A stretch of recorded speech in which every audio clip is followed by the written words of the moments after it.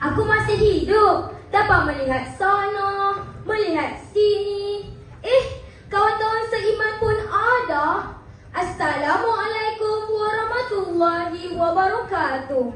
Alhamdulillah, segala puji bagi Allah Subhanahu wa ta'ala yang telah mengurniakan kita nikmat terbesar, iaitu iman dan Islam.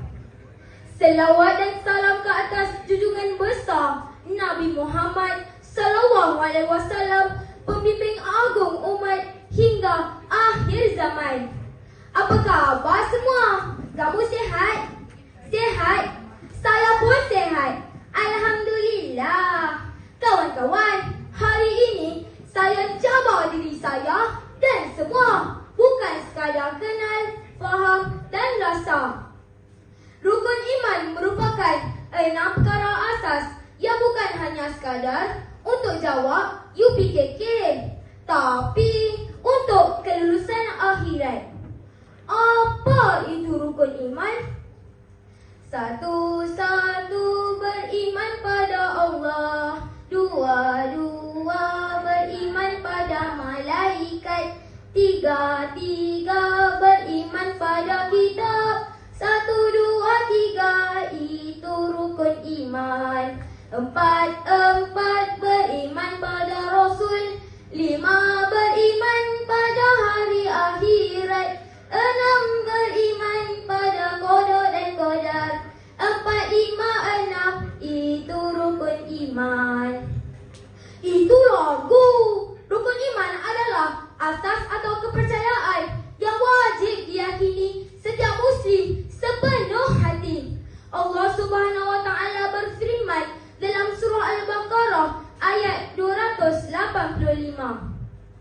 A'udzu billahi minasy syaithanir rajim. Amanar rasulu bima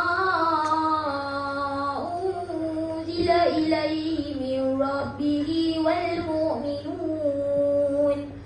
Kullun amana billahi wa malaikatihi wa kutubihi wa rusulihi la nufarriqu baina ahadin min rusulihi.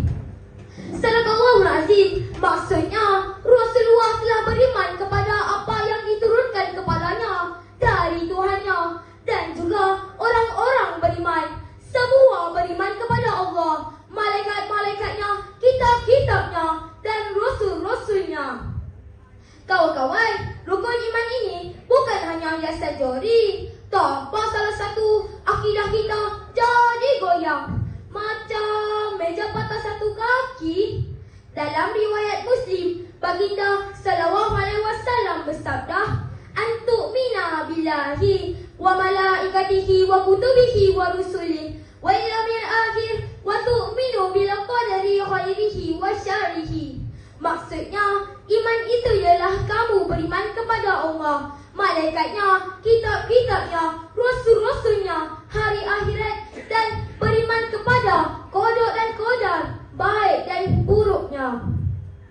Hari ini cabaran akidah datang dalam pelbagai bentuk. Ada yang baca ramalan zodiak tiap pagi, tapi tak baca Al-Quran seminggu. Ada yang kata, saya percaya Allah, tanya solat ke tak? Inilah dunia sekarang.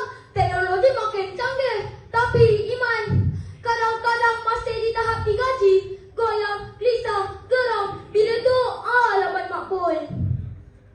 Iman adalah mutiara di dalam hati manusia yang meyakini Allah